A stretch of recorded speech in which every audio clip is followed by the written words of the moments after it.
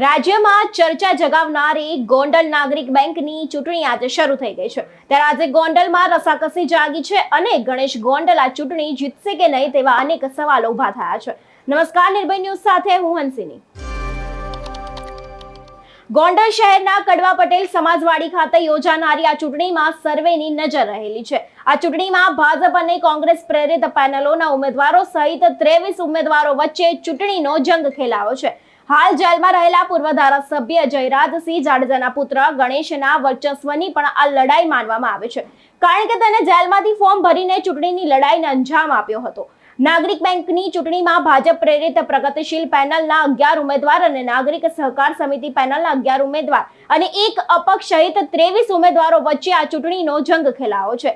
ચૂંટણી જીતવા માટે બંને પેનલો દ્વારા એડી ચોટીનું જોર લગાવવામાં આવ્યું છે। નાગરિક બેંક 58,000 થી વધુ સભાસદો ધરાવે છે, ત્યારે આમ તો સૌ કોઈની નજર ગણેશ ગોંડલ ઉપર રહેલી છે। ત્યારે હવે આ ચૂંટણીમાં કોણ જીતે છે તે પણ જોવાનું રહ્યું। જો કે આ ચૂંટણીમાં સૌથી ચર્ચાનો વિષય બન્યો છે ગણેશ ગોંડલ। ગણેશ ગોંડલે જેલમાંથી ઉમેદવારી ફોર્મ ભર્યું હતું અને જેલમાં હોવા છતાં પણ પૂર્વ ધારાસભ્ય જયરાજસિંહ જાડેજાના પુત્ર ગણેશ ગોંડલનું વર્ચસ્વ જળવાઈ રહેશે કે નહીં તેવા અનેક સવાલો ઉભા થયા છે, કારણ કે તેમનો ગુનાહિત ઇતિહાસ રહેલો છે ને આ વચ્ચે તેમનું વર્ચસ્વ જળવાઈ રહેશે કે નહીં તે પણ જોવાનું બન્યું છે।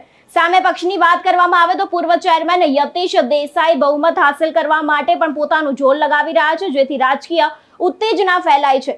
આજે નાગરિક બેંકની ચૂંટણી યોજાઈ રહી છે અને સામા પક્ષે કોંગ્રેસના યતીશ દેસાઈની આગેવાની હેઠળ નાગરિક સહકાર સમિતિની પેનલ ચૂંટણી લડી રહી છે। ત્યારે ત્યાંના ઉમેદવારો શું કહી રહ્યા છે તે સાંભળીએ। નાગરિક બેંકના આજે તમે અપક્ષ ઉમેદવાર છો, પ્રતિપાલસિંહ ઝાલા, તમે જનરલમાં 17મા ઉમેદવાર છો, જે બધા જ જનરલ કેટેગરીમાં જે 8-8 બંને સાઈડમાં હોય એની અપક્ષમાં ઉભેલા છો। તમને તમારા પ્રચાર પ્રત્યે તમને કેટલું લાગી રહ્યું છે, કઈ રીતે થયું? મારો પ્રચાર પ્રસાર બહુ સારી રીતે વ્યવસ્થિત થયો છે। અમુક ગામડા પણ લીધા છે અને મારે મીડિયા સોશિયલ મીડિયાથી બહુ સારું આવેલું છે।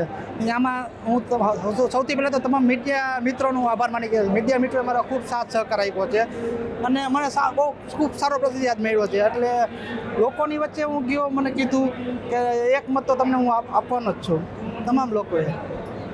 તમે છેલ્લા 15 દિવસની જે પ્રચારમાં બેઠા હતા, 15 દિવસથી 15 દિવસમાં કેટલી જગ્યાએ તમને રિસ્પોન્સ મળ્યો છે, કેટલી જગ્યાએ તમને રિસ્પોન્સ નથી મળ્યો, અને જે 3 વર્ષ પહેલાં એટલે અને 2 વર્ષ પહેલાં જે મતદાન થતું અને અત્યારે મતદાન થાય એમાં તમને શું પરિવર્તન દેખાય છે? આ વખતે હું ચૂંટણી લડ્યો અને હાઈ વોલ્ટેજ ડ્રામા થયો, જે અપક્ષ ઉમેદવારી કોઈ નહોતી કરી 30 વર્ષની અંદર, મેં અપક્ષ ઉમેદવારી કરી। એના હિસાબે આખી એક ચૂંટણીનો માહોલ એક અલગ થઈ ગયો, ધારાસભ્ય ચૂંટણી જેવો માહોલ થઈ ગયો। એના હિસાબે લોકો મને ઓળખતા થયા। મને બધી 2-5% બાદ કરતાં મને લોકોએ રિસ્પોન્સ બહુ સારો આપ્યો છે। એના હિસાબે મને તમામ લોકો એક મત તો આપવાના જ છે। તમે કોંગ્રેસમાં, યુથ કોંગ્રેસમાં ઉપપ્રમુખ તરીકે છો અને તમારી જે સામેની પેનલ છે એમાં પણ કોંગ્રેસના બધા લોકો છે, અને તમે ગઠબંધન તમારું કાંઈ થયું નહીં અને ક્યાંક અટકી પડ્યું, શું હતું એમ પ્રોબ્લેમ? ના, એમાં તો એવું કહ્યું કે યતીશભાઈની એક નાગરિક સમિતિ રીતે એક પેનલ બનાવેલી હતી, એ રીતે લડે। હું કોંગ્રેસનો યુથ કોંગ્રેસનો પ્રેસિડેન્ટ છું, એટલે હું મારી અને મારી ટીમ અગાઉ તૈયાર નહોતી, એટલે હું એકને જ દાવેદારી કરી છે। હાલમાં તમે કેટલું મતદાન ધારી રહ્યા છો સાંજ સુધીમાં, 5 વાગ્યા સુધીમાં? મારા અંદાજે 16 થી 17% મતદાન થશે, કારણ કે ગયા વખતે 13-14 હજાર અટકી ગયું તો આ વખતે એની જગ્યાએ 15,000 મતદાન, કે આ વખતે મીડિયાવાળા મિત્રોએ મારો સાથ સહકાર આપ્યો, એના હિસાબે વધારે જાગૃતતા છે અને સારો એવો રિસ્પોન્સ છે, એટલે આ વખતે ટકાવારી વધશે અને 15,000 ઉપર મતદાન થશે। તમે લોકોને જે સાંજના 5 વાગ્યા સુધી તમે લોકોને શું કહેવા માંગો છો મીડિયા તરફ? હું તો તમામ લોકોને કહીશ કે તમે એક જાગૃત નાગરિક તરીકે, જાગૃત સભાસદ તરીકે મતદાન કરો અને એક મત મને અવશ્ય આપો, કેમ કે હું જાણું છું કે આપ સબ જાગૃત અને બાહોશ છો, તો તમે એક નવો ચહેરો પસંદ કરશો એ હું આશા રાખું। યતીશભાઈ, તમે છેલ્લા 1 વર્ષથી નાગરિક બેંકની જે ચૂંટણી થઈ રહી છે, 6 શાખાઓ ધરાવતી નાગરિક બેંક છે, બંને સાઈડમાં 11 છે, એક અપક્ષ ધરાવે છે, તો તમારો પ્રચાર સોશિયલ મીડિયાથી માંડીને તમામ જગ્યાએ થયેલો છે, તો તમને કેટલી આશા છે અને જાગૃતતા ગયા વર્ષ કરતાં કમ કરતાં આ વખતે જાજી છે, તમને શું લાગી રહ્યું?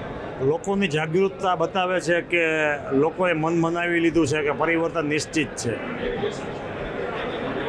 એક તો ભાજપની બોડી આખેની જે બૂથ લેવલથી માંડી તમામ સદસ્યો પ્રચારમાં હતા, કોંગ્રેસની પેનલ પણ તમારી સાથે છે પ્રચારમાં, તમને કેવું લાગી રહ્યું છે કે કેટલા સીટો આવશે? ચોક્કસ અમારી 11 સીટ આવશે અને તમામ લોકો અમારા સહકાર પેનલના ઉગતા સૂરજના નિશાનવાળા તમામ લોકો વિજેતા બનશે. તમારી સાથે અપક્ષમાં પણ તમારે જે સાથીદાર હતા અપક્ષમાં છે એનું શું માનો છો તમે? એની વાત કાંઈ કરવાનો અર્થ નથી. ઘણા આજે રાજકોટ જિલ્લા પંચાયત પ્રમુખ ઉપપ્રમુખમાં છો અને આજે નાગરિક બેંકની સામાન્ય જે 3 વર્ષે ચૂંટણી થતી હોય છે એમાં તમે શું વિચારો છો કે ભાજપની પેનલ આવશે કે અપક્ષની ચેનલ આવશે કે આ વખતે 17 જનરલમાં 17 છે અને અપક્ષમાં 1 છે, એવી રીતના છે, બંને સાઈડમાં 11 છે ને એક અપક્ષ? ખરેખર તો ગોંડલ નાગરિક બેંકની ચૂંટણી છેલ્લા 5 વર્ષમાં સામાન્ય ચૂંટણી આવેલી છે. ચૂંટણીમાં અમારા ગણેશભાઈની પેનલ અને અશોકભાઈ પીપળિયા જેણે લોક ઉપયોગી ખરેખર કામ કર્યા છે, સામાન્ય માણસોને ખૂબ જ મદદ કરેલી છે. એટલે જંગી બહુમતીથી અમારા 11 સભ્યો જંગી બહુમતીથી જીતવાના છે અને અમારા કામ બોલે છે. ખાસ કરીને અમારી ગણેશભાઈની ટીમ જે ગોંડલ તાલુકાના સામાન્ય લોકો માટે કામ કરે છે એનો જડબાતોડ જવાબ અમારા લોકો મતદારો આપવાના છે. તમને શું લાગી રહ્યું છે કે અમને સ્પષ્ટ જાગૃતતા પહેલા જે 3 વર્ષ પહેલા હતી અને અત્યારે છે, પહેલા 10,000માં મતદાન થતું, આ વખતે એનાથી વધારે સર મતદાન? આ વખતે ખરેખર વધુ મતદાન થવાનું છે. 16 થી 17,000 મત પડશે.